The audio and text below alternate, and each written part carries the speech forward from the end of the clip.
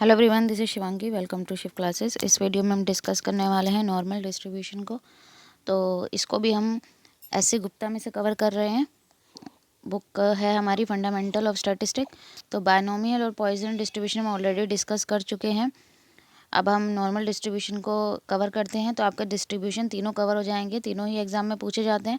ज़्यादा ही आपका first year का जो सब्जेक्ट है आपका MEC 103 और 003, ठीक है, उसमें पूछा जाता है, ठीक है। लेकिन ज़रूरी नहीं है। नॉर्मल डिस्ट्रीब्यूशन जो आपका सेकेंड ईयर का ऑप्शनल सब्जेक्ट है MEC 003, इसमें भी पूछा गया है ये एक बार।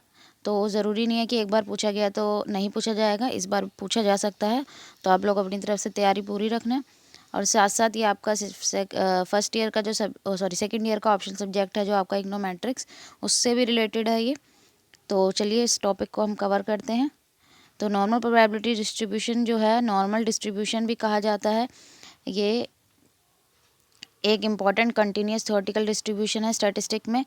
तो मोस्टली जो डेटा है रिलेटेड किससे रिलेट करते हुए, इकोनॉमिक्स से और बिजनेस स्टैटिस्टिक्स से और सोशल और फिजिकल साइंस से, ठीक है, वो इसमें कवर करते हैं नॉर्मल डिस्ट्रीब्यूशन में। नॉर्मल डिस्ट्रीब्यूशन को सबसे पहले डिस्कवर करा था इंग्लिश मैथमेटिशियन थे डी मॉर्वी। उन्होंने डिस्कवर करा था, जिन्होंने ऑब्टेन करी थी एक मैथमेटिकल इक्वेशन इस डिस्ट्रीब्यूशन के लिए, जो डील करती थी किन प्रॉब्लम से जो अराइज होती है गेम ऑफ चांस में। फिर नॉर्मल डिस्ट्रीब्यूशन को किस नाम से और जाना जाता है, गॉसियन डिस्ट्रीब्यूशन या गॉसियन लॉ ऑफ एरर भी कहते हैं। किसके नाम के बाद से, कार्ल फ्रेडरिक गॉस के नाम के बाद से, जिन्होंने इस डिस्ट्रीब्यूशन का इस्तेमाल किया था क्या डिस्क्राइब करने के लिए। थ्योरी है एक्सीडेंटल एरर ऑफ मेजरमेंट, जो इन्वॉल्व होती है किसकी कैलकुलेशन में, ऑर्बिट जो हेवनली बॉडीज़ के हैं, ठीक है। आज के टाइम में नॉर्मल डिस्ट्रीब्यूशन मॉडल एक मोस्ट इम्पॉर्टेंट प्रोबेबिलिटी मॉडल है स्टैटिस्टिक एनालिसिस में। अब हम इक्वेशन देख लेते हैं हमारी नॉर्मल प्रोबेबिलिटी कर्व की। तो नॉर्मल प्रोबेबिलिटी कर्व की ये इक्वेशन होती है जिसमें एक्स के हमारा कंटिन्यूस रैंडम वेरिएबल है जो फॉलो करता है नॉर्मल प्रोबेबिलिटी डिस्ट्रीब्यूशन को। मीन क्या है, म्यू है, ठीक है, इसको म्यू बोलते हैं इस सिंबल को। और स्टैंडर्ड डेविएशन हमारा सिग्मा है। तो प्रोबेबिलिटी डेंसिटी फंक्शन क्या होगा, तो हम देख सकते हैं, ठीक है, PX क्या प्रोबेबिलिटी ऑफ एक्स है। तो ये हमारी इक्वेशन है, ठीक है, 1/2 अंडर रूट में 2 पाई, ठीक है। ये आप देख लेना, स्क्रीनशॉट ले लेना। एक्स की वैल्यू जो है वो ग्रेटर देन माइनस इन्फिनिटी होगी और लेस देन पॉजिटिव इन्फिनिटी होगी। तो यहाँ पे पाई की वैल्यू 22/7, ये तो हमें पता ही है, ठीक है। अंडर रूट 2 पाई की वैल्यू ये होगी और ई की वैल्यू 2.71828, ठीक है। तो ये आप लोग लर्न कर लेना वैल्यूज़ जो हैं। अब प्रॉपर्टीज़ देख लेते हैं नॉर्मल डिस्ट्रीब्यूशन की। प्रॉपर्टी साथ साथ पूछी जाती है। तो नॉर्मल प्रोबेबिलिटी कर्व में मीन म्यू होता है और स्टैंडर्ड डेविएशन सिग्मा होता है। तो प्रोबेबिलिटी जो फंक्शन है वो ये होता है, ठीक है। और स्टैंडर्ड नॉर्मल प्रोबेबिलिटी कर्व इस इक्वेशन से दिया जाता है। स्टैंडर्ड नॉर्मल प्रोबेबिलिटी भी पूछा जाता है कि इसमें डिफरेंस पूछा जाता है, तो उसको हम नेक्स्ट वीडियो में डिस्कस करेंगे। तो इसमें हम देख लेते हैं ये नॉर्मल प्रोबेबिलिटी कर्व है, ठीक है। सिमेट्रिकल शेप होती है इसकी, बेल शेप्ड भी बोलते हैं। दोनों तरफ से नेगेटिव और पॉजिटिव जो स्लोप होता है दोनों ही एक जैसे होते हैं। सिमेट्रिक का मतलब क्या होता है कि अगर हम किसी फिगर को डिवाइड कर रहे हैं तो वो एक जैसा दिखता है दोनों तरफ से, मतलब, ठीक है। तो पहला हम देख लेते हैं। तो फेमस बेल शेप कर्व कहा जाता है इसे, ठीक है, क्योंकि यहाँ से जो शेप होती है वो कैसी होती है, इसकी बेल शेप होती है। कहाँ से होती है, जहाँ पे इसका मीन होता है। तो कर्व की सिमेट्रिकल शेप है, ठीक है। एक्स की वैल्यू क्या है, म्यू के बराबर है। थर्ड क्या है, डिस्ट्रीब्यूशन जो है सिमेट्रिकल है, यहाँ मीन मोड और मीडियन, ठीक है, कोइंसाइड होते हैं, मीन्स बराबर होते हैं। इस पॉइंट पे मीन मोड और मीडियन बराबर होते हैं, मी के इक्वल होते हैं।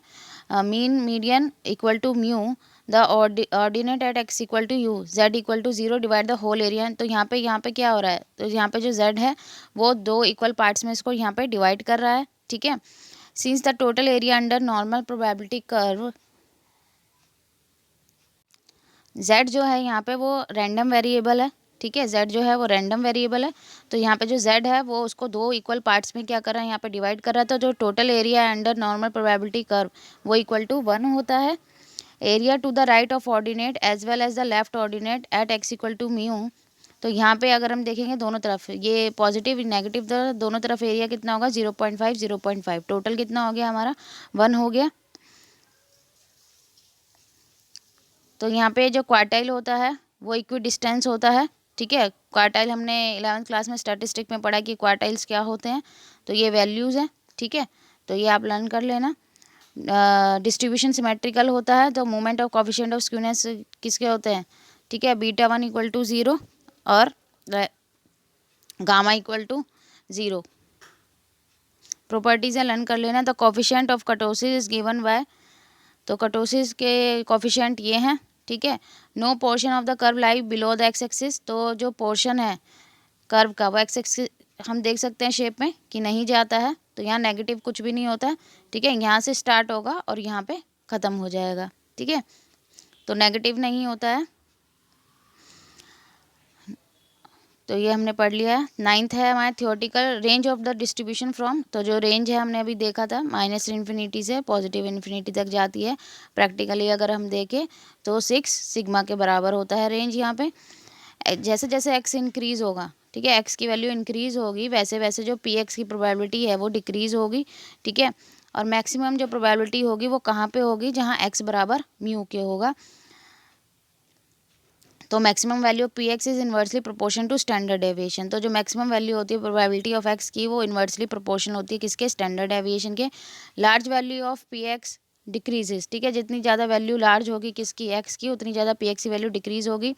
तो जो कर्व होगा वो कैसा होगा, फ्लैटन आउट होगा, ठीक है, for small value and for the small value of, जितनी स्मॉल वैल्यू होगी किसकी, सिग्मा की, ठीक है। पी एक्स इंक्रीज होगा तो शेप कैसी होगी, पीक की होगी, शार्प पीक होगा, ठीक है। अब इसमें हम देख लेते हैं यहाँ पे normal distribution, moderate, larger, small. तो जब हमारा सिग्मा क्या है, मॉडरेट है तो ऐसी शेप होगी, लार्जर होगा तो इस तरीके से होगी और स्मॉल होगा तो इस तरीके से शेप होगी। तो यहाँ पे ये आपका टॉपिक ख़त्म होता है। आई होप आपको क्लियर हो गया होगा। अगर वीडियो अच्छी लगी हो तो like it, share it and subscribe my channel. Thank you.